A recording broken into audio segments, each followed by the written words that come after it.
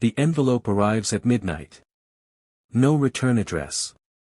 Inside, a single symbol, compass and square, and a question that changes everything: are you ready? Across Nigeria, this isn't fantasy. It's whispered in Lagos boardrooms, feared in Port Harcourt churches, and debated in Abuja political circles.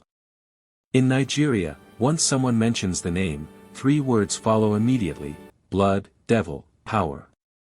But here's the question nobody asks. If these people are satanic, why do they openly meet, register, and publish their history? Tonight, we separate fear from facts. The Freemasons. A name that makes pastors prophesy damnation and imams issue warnings. A brotherhood that claims charity but operates behind closed doors. And tonight, we're answering the question no one dares to ask out loud. How do you actually join them in Nigeria? What does it cost? And why does the very mention of this name make millions of Nigerians believe their souls are at stake? This is not a story about what you think you know. This is about what they've never told you. Let's start with the fear. In Nigeria, Freemasonry isn't just controversial, it's spiritual warfare. Walk into any church from Warri to Kano, mention the word Freemason, and watch the atmosphere shift. Mothers clutch their Bibles. Pastors begin deliverance prayers. On social media, the theories multiply: they control banks, they rig elections, they sacrifice children under full moons, they answer to Satan himself. But here's what most people don't know. This fear didn't start yesterday. And it didn't start in Nigeria. The year is 1892. British colonial officers arrive in Lagos wearing strange rings. They hold meetings in buildings marked with symbols most Nigerians have never seen. They speak in codes, perform rituals behind locked doors, and only the powerful are invited. To the colonized Nigerian watching from outside, this looks like the machinery of oppression wrapped in mystery. And they weren't entirely wrong. Many colonial administrators were Freemasons. The secrecy wasn't just ceremonial, it was exclusionary. It was power concentrating itself. Fast forward to independence. The British leave, but the lodges remain. Nigerian elites begin joining. Suddenly, Freemasonry becomes associated with the post-colonial ruling class. The same people controlling resources. The same faces in government. The same families staying wealthy while millions suffer. In the Nigerian imagination, Freemasonry transforms from colonial relic to local conspiracy. Then came Nollywood. And everything exploded. If you grew up in Nigeria in the 90s or 2000s, you remember the movies. Secret cult members in red robes. Midnight rituals in forests. Blood sacrifices for wealth. Politicians making demonic covenants. And at the center of many plots, Freemasonry, or something that looked exactly like it. These films didn't just entertain. They educated an entire generation on what to fear. Millions of Nigerians who would never meet a Freemason learned everything they knew from films designed for maximum shock value. The directors weren't documenting reality. They were selling tickets. But the damage was done. Now add religion. Nigeria is one of the most religious countries on earth. Christianity and Islam don't just coexist here, they define identity, community, survival. And both traditions have one message about Freemasonry: stay away. The Catholic Church officially prohibits membership. Pentecostal pastors call it satanic. Islamic scholars issue fatwas. The reasoning? Freemasons swear oaths to the organization that some religious leaders believe supersede devotion to God. They use symbols, the all-seeing eye, the compass, the square, that critics say mirror occult imagery. They refer to a great architect of the universe that doesn't explicitly mean the Christian God or Allah. For a Nigerian believer, this creates impossible tension. Join the Masons, lose your salvation. Refuse them, possibly lose access to networks of power. But here's where things get interesting. What do the Freemasons actually say about themselves? According to every Grand Lodge in Nigeria, and yes, there are multiple, Freemasonry is not a religion. It's a fraternity. A philosophical society. They don't worship anyone or anything. They require belief in a supreme being, but they don't define who that being is. A Christian Mason prays to Jesus.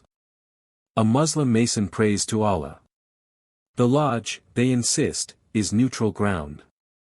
They claim their rituals are symbolic teachings about morality, charity, and brotherhood. The blindfold represents ignorance before enlightenment. The compass and square represent balance between spiritual and physical life. The secrecy. That's about preserving the meaning of initiation. If everyone knows the ritual, it loses transformative power. They point to their charitable work. Hospitals built. Scholarships funded. Orphanages supported. In Lagos, Abuja, and Port Harcourt, Masonic lodges quietly donate millions of naira every year. They say they're misunderstood. Victims of centuries of conspiracy theories and religious panic. So who's telling the truth? Let's talk about how you actually join. Because the process itself reveals something important. You cannot apply to become a Freemason. You must be invited. But you can express interest. In Nigeria, this usually starts with a connection, someone you know who's already a member. A colleague. A family friend. A mentor. You let them know you're curious. If they believe you're a good fit, they become your proposer. The requirements are surprisingly simple. You must be a man over 21 years old. You must believe in a supreme being. You must be of good moral character, with no serious criminal record. You must be financially stable, not wealthy, but able to pay dues without hardship. And you must come of your own free will, not through coercion or desperation. Here's what happens next. Your proposer introduces you to the lodge. You're interviewed multiple times by different members. They're not asking about your bank account or political connections. They're trying to assess character. Why do you want to join? What do you believe? Can you keep commitments? Can you respect others who believe differently? If they approve you, you're invited to petition for membership. You fill out an application. You pay an initiation fee. And this is where people get curious. What does it cost? The answer varies by lodge. In Nigeria, initiation fees typically range from 50,000 to 300,000 naira. That's roughly $30 to $200, depending on exchange rates and the specific lodge. This covers your first year of membership, your regalia, the apron and other ceremonial items, and administrative costs. Annual dues after that are much lower. Usually between 20 and 50,000 naira per year. Some lodges are more expensive, especially in elite areas of Lagos or Abuja. But the idea that you pay millions, sacrifice animals, or sign your soul away. That's fiction. The real cost isn't financial. It's time. Meetings every month. Degrees to advance through, entered apprentice, fellow craft, master mason, each requiring memorization, ritual participation, and moral examination. Charitable obligations. Community service. For many Nigerian men juggling work, family, and survival, this is the actual barrier. But this is where the mystery deepens. If it's just a fraternity with modest fees and moral teachings, why the secrecy? Why the symbols? Why the resistance to transparency? Some Masons argue that secrecy creates sacred space. That certain truths can only be experienced, not explained. That the journey of initiation loses meaning if it's public. Others admit the secrecy is partly historical, protection against persecution in eras when questioning religious authority meant death. But critics say the secrecy enables exactly what Nigerians fear most, networks of power operating outside public accountability. When politicians, judges, business leaders, and military officers all belong to the same lodge, swearing the same oaths, how do we know those oaths don't influence decisions? How do we separate fraternity from conspiracy? And this is the question Nigeria has never answered. Consider this. In the 1980s and 90s, rumors spread that certain military rulers were Freemasons. True or not, the perception mattered. When coups happened, when resources disappeared, when contracts were awarded to the same families, Nigerians looked for explanations. Freemasonry provided one. Not because it was proven, but because secrecy makes any accusation plausible. The same pattern repeats today. A governor joins. A bank chairman joins. A pastor's son joins quietly, hiding it from his congregation. Each case feeds the narrative, power protects power, and Freemasonry is the glue. But here's the uncomfortable truth. Most Freemasons in Nigeria are not billionaires or politicians. They're teachers, engineers, doctors, small business owners. Men looking for community, mentorship, and meaning. The lodges provide structure in a chaotic country.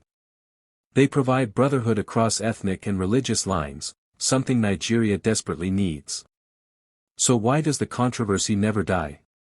Because human beings fear what they cannot see. Because secrecy will always breed suspicion.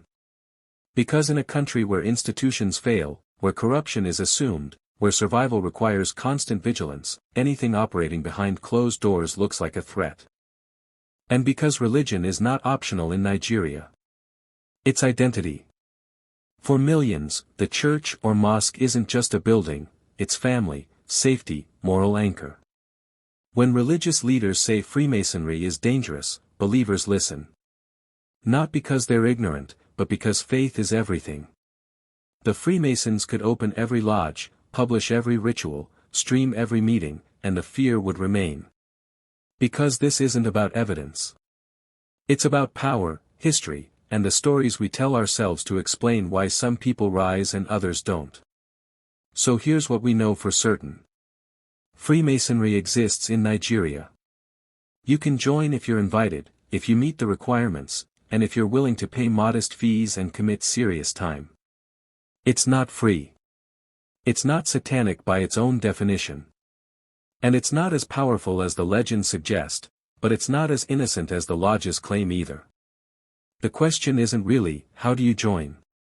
The question is, why would you? And that answer is yours alone. What do you believe? Not what your pastor said. Not what Nollywood showed you. Not what your uncle whispered at a wedding. What does the evidence tell you? And what does your gut say about secrecy in a country that's already drowning in shadows? The comments are open. The debate continues. And somewhere in Lagos, a man just received an envelope with no return address.